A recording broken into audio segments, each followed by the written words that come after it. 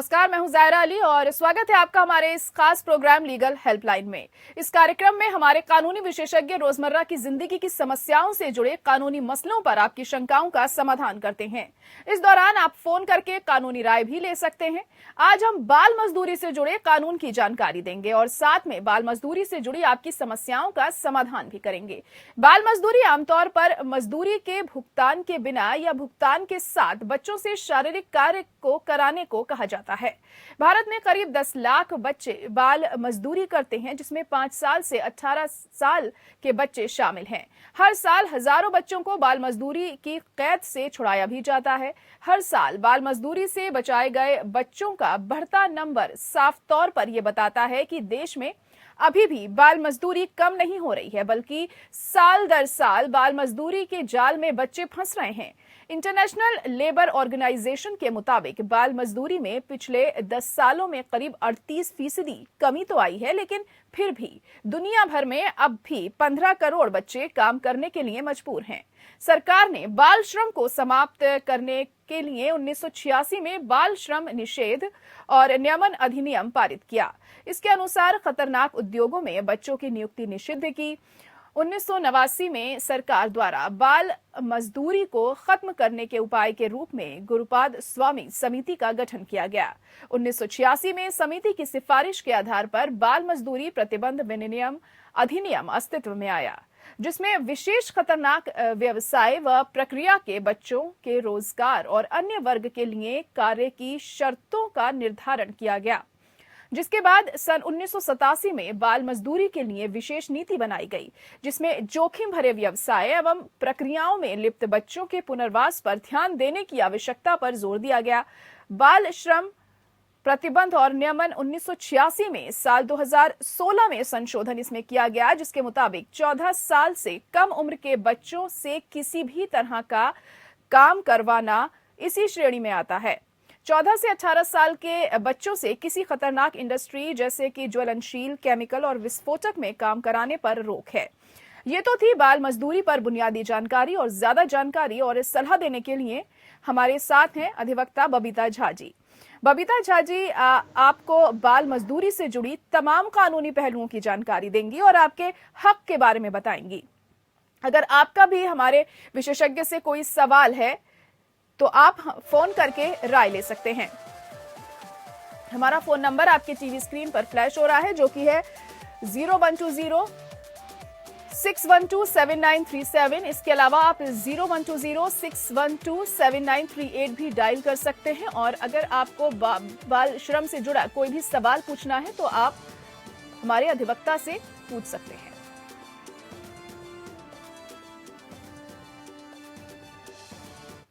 बबीता झा जी हमारे साथ बनी हुई हैं। बहुत स्वागत है बबीता जी आपका।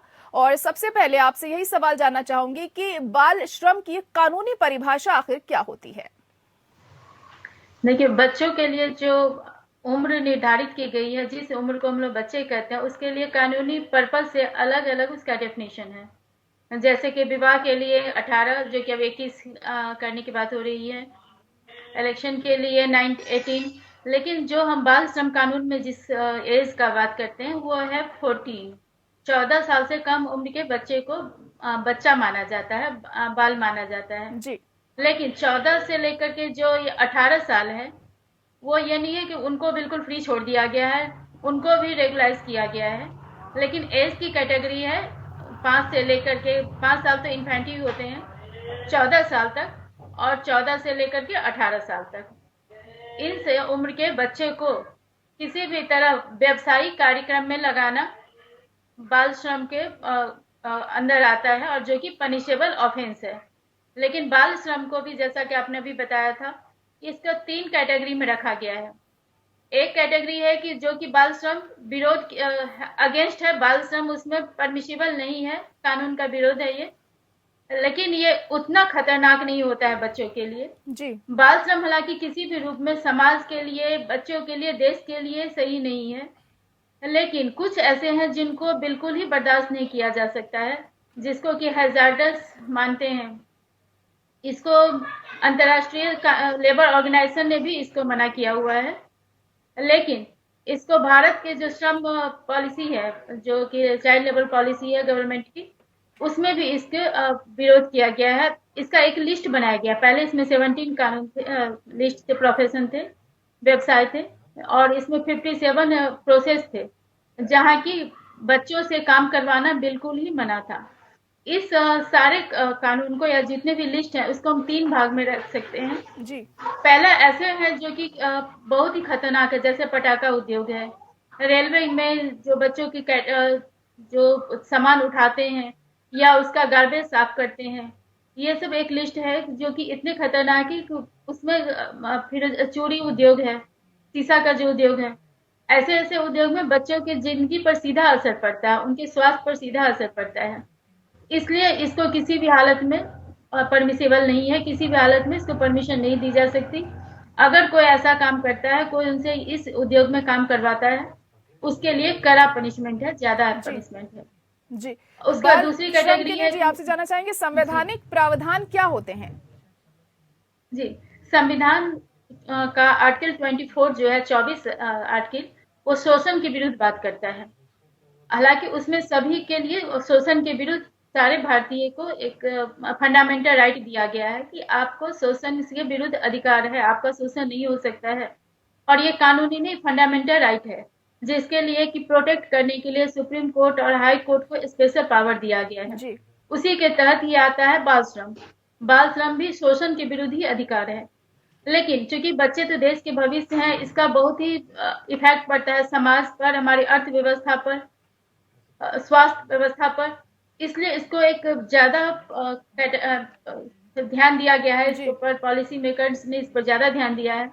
इसलिए इस पर एक 86 अमेंडमेंट हुआ संविधान का, और उनको एक ये अधिकार दिया, इसमें शोषण के विरुद्ध अधिकार, और 23 में बेगार जिसको कहते हैं कि बिना पैसे दिए श्रम कराना, वो सभी एज के लिए मना है, स्पेशली बच्चों के लिए उसके लिए अधिक सजा है। जी बच्चे जी सब काम करवा ही नहीं सकते, तो फिर बेकार की बात ही नहीं है। जी जी। तो बाल मजदूरों से प्रतिदिन कितने वक्त तक काम करवाने की इजाजत दी गई है?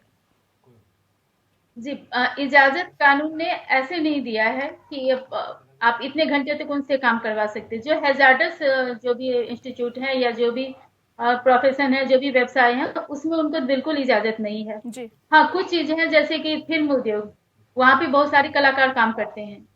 वहाँ कई हमारे टीवी शोज में बहुत सारे बच्चे आते हैं। जी उनके जी लिए है कि उनके लिए कैटेगरी है कि उनको आप 3 घंटे, या ऐसे 3 घंटे जनरली है, 3 घंटे आप काम करवा सकते हैं, जिससे कि उनके एजुकेशन, उनके हेल्थ पर कोई साइड बैड इफेक्ट नहीं पड़े। उनको भी पहले इस पर रेगुलेशन नहीं था, लेकिन बाद में कुछ केसेस आए, जैसे कि कोई भी आर्टिस्ट है, उसके पेरेंट्स उसके तरफ से कॉन्ट्रैक्ट करते हैं, लेकिन अगर उसको कॉन्ट्रैक्ट को वायलेट किया जाए तो उसके पेरेंट्स ने केस किया। इस टाइप के केसेस आए हमारे कोर्ट के सामने। जी तो कोर्ट ने कहा कि इस मैटर को भी, हालांकि दिखने में वो श्रम नहीं लगता है, लेकिन बच्चे के फ्यूचर पर असर पड़ता है, इसलिए इसको भी रेगुलाइज करने की जरूरत है जी। जी और जी जो 14 से लेकर 18 तक के हैं, जी एज ग्रुप के जो बच्चे हैं, उनके लिए काम का है, अलग अलग उद्योग में उनके लिए काम के अलग अलग घंटे निर्धारित हैं। जी जी। अलग अलग घंटे निर्धारित हैं। वहीं बाल मजदूरी करवाने वालों पर सजा और जुर्माने का क्या कुछ प्रावधान दिया गया है? जी, सजा तो 10 साल तक हो सकती है, और डिपेंड करता है कि किस टाइप की सजा उसमें काम करवाया जा रहा है। मैक्सिमम मैंने 10 साल तक बताया। अगर हैजार्डस उद्योग में है, जिससे उनको जान को खतरा है, या कोई लाइक पोर्नोग्राफी या इस टाइप के कोई भी जी उद्योग है जिसका मोरालिटी पर बहुत ज्यादा असर पड़ता है, बच्चों के साइकोलॉजी पर, उसके लिए बहुत ज्यादा पनिशमेंट है। लेकिन अगर कोई और ये भी नहीं कह सकते कि बच्चे को नीड था हमने आपको किया, ये डिफेंस इसमें नहीं ले सकते कि जी बच्चे जी को फाइनेंशियल नीड थी, हमने उसको सपोर्ट करने के लिए उसको हेल्प किया। हाँ, पनिशमेंट थोड़ा कम है अगर वो हैजार्डस नहीं है, उनके लाइफ पे, उनके हेल्थ पर बहुत ज्यादा खतरा नहीं है तो। लेकिन पनिशमेंट उसमें भी है, उसमें भी डिफेंस ये नहीं लिया जा सकता है। जी जी। पनिशमेंट हर तरीके से आपको मिलेगा अगर आप बाल मजदूरी करेंगे तो बिल्कुल। जी जी कारखाना अधिनियम और खदान अधिनियम के क्या कुछ प्रावधान हैं? इससे बच्चों को मजदूरी कराने पर किस तरह के प्रतिबंध हैं और इसमें सजा क्या है? जी, खाद्यान्न उद्योग में बच्चों को काम करवाने से पूरी तरह प्रतिबंध है, क्योंकि जी हैजार्डस में आता है। जब बच्चों के सांस संबंधी बहुत सारी प्रॉब्लम हो जाती है। इसमें उत्तरकाशी का खिलौना, सॉरी, पटाखा उद्योग बहुत जी ज्यादा जी फेमस रहा था इस टाइप के केस में, जहाँ पर यह आया था कि कुछ बच्चे जो वहाँ पर काम करते हैं, और कुछ खदान ऐसे हैं कि जिनकी अंदर जाना बड़े लोगों के लिए थोड़ा मुश्किल होता है, वो इतने नैरो होते हैं, तो बच्चे उसमें इजिली चले जा सकते हैं। इसलिए जो मालिक थे, बच्चों को से ज्यादा काम कराना उनके लिए प्रेफरेबल था। लेकिन बच्चों के हेल्थ के लिए बहुत बुरा होता था।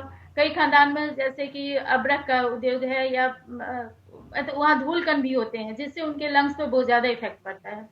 इसलिए अब इनको हैजार्डस उद्योग में डाल दिया गया है, और खदान में बच्चों से 18 साल के बच्चों से नीचे से काम कराना बिल्कुल ही मना है।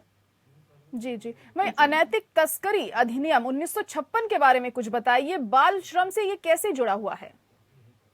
जी, बाल बाल में, और जब बच्चों की बात आती है, जी महिलाओं की बात आती है, क्योंकि हम जब भी अनैतिक तस्करी की बात करते हैं तो दोनों के साथ हम कनेक्ट करते हैं। लेकिन दोनों में एक डिफरेंस है। महिला अगर 18 प्लस है तो उनका कंसेंट माना जा सकता है, कि हाँ, ये डिफेंस लिया जा सकता है कि महिलाएं खुद अपनी मर्जी से आ रही हैं, तो उसमें वो भी अक्यूज हो जाएंगी अगर इलीगल है कुछ। अगर लीगली वो कर रही है तो फिर कॉन्सेंट इसमें, लेकिन डिफेंस लिया जा सकता है। बच्चे के मामला में भले वो फीमेल हो या मेल हो, ऐसा कोई डिफेंस नहीं लिया जा सकता है। तो एक बेसिक डिफरेंस मैं बता रही हूँ कि चाइल्ड ट्रैफिकिंग या इमोरल जो भी ट्रैफिकिंग है, देश के अंदर है या देश के बाहर है, और यहाँ पर जो कोई देश से विदेशी कोई बच्चा है या लड़की है, उसको देश में लाकर कोई इमोरल काम करवाया जाता है, या हमारे देश के बच्चों को बाहर ले जाकर करवाया जा सकता है। दोनों मामले में ये लागू होगा। ये नहीं कहा जा सकता कि फंडामेंटल राइट जो है सो हमारे देश के लोगों को ही मिला हुआ है, फिर अदर देश के बच्चे को भी हमारे यहाँ कोई इस टाइप के एक्टिविटी में नहीं यूज किया जा सकता है। अगर यूज होता है उनके लिए पनिशमेंट सेम होगा। जी जी। वहीं बाल श्रम कानून 1986 कानून लाया गया था। बाल श्रम पर ये एक बृहत कानून माना जाता है। किन जी तरह से ये हजारियस पेशों का इसमें उल्लेख किया गया है, क्या कुछ इसका प्रावधान है? जी, पहली बार इसने एक काम का एक क्लासिफिकेशन किया इसमें। जी और इसमें हर टाइप के, इसमें 4 टाइप के किया कि प्रोहिबिशन, प्रिवेंशन, रेस्क्यू, रिहेबिलिटेशन। 4 चीजों को इस एक्ट ने एक प्रॉपर तरीके से एड्रेस किया हुआ है। तो यहाँ पर पहले था कि ठीक है, आपने कोई चाइल्ड लेबर करवाया, ये इलीगल एक्ट है। अगर आपने बच्चों से काम करवाया, भले बच्चे की मर्जी है या नहीं है, वो डिफेंस नहीं है, आपको पनिशमेंट मिलेगा। लेकिन अगर आपने काम करा ही लिया है, तो फिर बच्चों का क्या होगा? क्या उनको फिर स्कूल, अगर हम उनको कोई काम नहीं करने देते हैं, उनके पास पढ़ने का साधन नहीं है, तो फिर क्या होगा? इन सब सारे चीजों को एक बड़े व्यापक परिप्रेक्ष्य में देखा गया, और इसी का नतीजा हुआ कि बच्चों के लिए एलिमेंट्री एजुकेशन जो है वो फंडामेंटल राइट बन गया, जी और करस्पॉन्डिंग ये फंडामेंटल ड्यूटी बन गया उनके पेरेंट्स का और गवर्नमेंट का।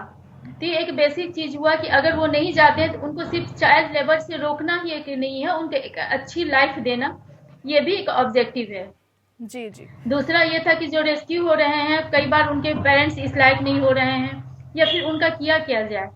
उनको अगर आप फिर से रिमांड होम या इससे जब भेज देते हो, फिर वो इसी हम्म। लाइफ में चले जाएंगे, या हो सकता है कल उनके लिए कोई फ्यूचर हो नहीं। तो जी इसमें इन चारों चीजों को एड्रेस किया गया, जो कि दूरगामी प्रभाव था होने वाला था इसका, जी जिसमें जी। 2017 में भी अमेंडमेंट हुआ है। जी जी। जी। इसके अलावा राष्ट्रीय बाल श्रम नीति 1987 से कैसे बच्चों की मजदूरी को रोकने की कोशिश की गई है? जी, सर, उसमें जो बेसिक चीज है उस पॉलिसी की, जैसा कि इसका एक्ट का था और पॉलिसी, इसका एक कंबाइंड जो ऑब्जेक्टिव बनता है वो है कि बच्चों को लेबर से, या जो कि काम है, एक व्यवसायिक काम है, दिखने में लगता है बच्चा खुशी से कर रहा है, खुशी से नहीं करता है वो। एक उसकी मजबूरी हो या नासमझी हो या आर्थिक कोई मजबूरी हो, इसके कारण किया जाता है। तो इसके कारण इसको 2 रूप में ज्यादा फोकस किया गया। पहले कि उनको वहां से रोकना, जो उनसे ये काम करवाए उनको पनिश करना।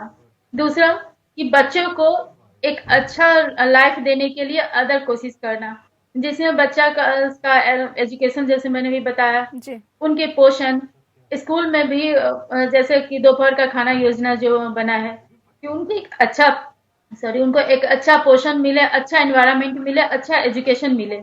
उनको लेबर से रोकने, चाइल्ड लेबर बनने से रोकने का मकसद यही है कि वो एक अच्छे नागरिक बन सके, एक स्वस्थ समाज बन सके, और वो बच्चे भविष्य में एक स्वस्थ, हेल्दी जी शारीरिक और मानसिक रूप से हेल्दी बच्चे हो जी सके। बिल्कुल, ये शारीरिक मेन मानसिक रूप से ऑब्जेक्टिव है हेल्दी बच्चे वो बन पॉलिसी सके, का। यही कोशिश होनी चाहिए। चलिए, बहुत शुक्रिया बबीता झा जी हमारे साथ जुड़ने के लिए। आपने हमारे दर्शकों को बहुत अहम जानकारी दी है और जाहिर तौर पर कहीं ना कहीं हमारे दर्शकों को भी इससे काफी फायदा हुआ होगा। और इसी के साथ लीगल हेल्पलाइन में आज के लिए इतना ही। मुझे दीजिए इजाजत, नमस्कार।